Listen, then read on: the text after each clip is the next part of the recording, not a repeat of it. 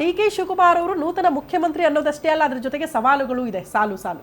ಹೆಂಗ್ ವಿಶ್ಲೇಷಣೆ ಮಾಡ್ತೀರಿ, ಹೆಂಗ್ ನೋಡ್ತಾ ಇದ್ದೀರಿ ಜಸ್ಟ್ ಬೆಳವಣಿಗೆ? ಡಿ ಕೆ ಶಿವಕುಮಾರ್ ಅವ್ರಿಗೆ ಮೊದಲನೇದಾಗಿ ಬುಧವಾರ ಪ್ರಮಾಣ ವಚನ ಸ್ವೀಕಾರ ಮಾಡೋ ಸಂದರ್ಭದಲ್ಲಿ ಅದಕ್ಕೂ ಮೊದಲಿಗ ಯಾರನ್ನ ಸಂಪುಟಕ್ಕೆ ಸೇರಿಸ್ಕೊಳ್ಬೇಕು ಅನ್ನೋದು ದೊಡ್ಡ ಸವಾಲು. ಯಾಕಂದರೆ ಸಿದ್ದರಾಮಯ್ಯ ಅವ್ರ ಬಳಿನೂ ಒಂದು ಪಟ್ಟಿ ಇದೆ, ಡಿ ಕೆ ಶಿವಕುಮಾರ್ ಅವ್ರ ಬಳಿನೂ ಕೂಡ ಒಂದು ಪಟ್ಟಿ ಇದೆ. ಸಿದ್ದರಾಮಯ್ಯ ಅವ್ರನ್ನ ಬೆಂಬಲಿಸುವ ಶಾಸಕರ ಪಡೆಯೂ ದೊಡ್ಡ ಮಟ್ಟದಲ್ಲಿದೆ, ಡಿ ಕೆ ಶಿವಕುಮಾರ್ ಅವ್ರನ್ನ ಬೆಂಬಲಿಸುವ ಶಾಸಕರ ಪಡೆಯೂ ಕೂಡ ದೊಡ್ಡ ಮಟ್ಟದಲ್ಲಿದೆ.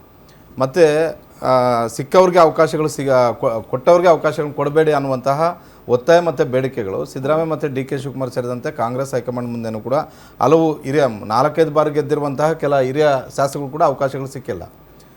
ಹಾಗಾಗಿ ಹಿಂದೆ ಹಲವು ಬಾರಿ ಸಚಿವರಾಗಿರುವಂಥವ್ರನ್ನ ಕೈ ಬಿಟ್ಟು ಈ ಬಾರಿ ಮಾಡಿ ಅಂತ. ಜೊತೆಗೆ ಡಿ ಕೆ ಶಿವಕುಮಾರ್ ಅವ್ರಿಗೆ ಸರ್ಕಾರ ಸುಸೂತ್ರವಾಗಿ ತಗೊಂಡು ಹೋಗ್ಬೇಕು ಅನ್ನೋದಾದರೆ ಒಂದು ಸ್ವಲ್ಪ ತಮ್ಮ ಕೈ ಮೇಲ್ಗೈ ಆಗುವಂಥ ರೀತಿಯಲ್ಲಿ ತಮ್ಮ ಪರ ಇರುವಂತಹ ಶಾಸಕರುಗಳನ್ನು ಮಾಡಿಕೊಳ್ಳೇಬೇಕು.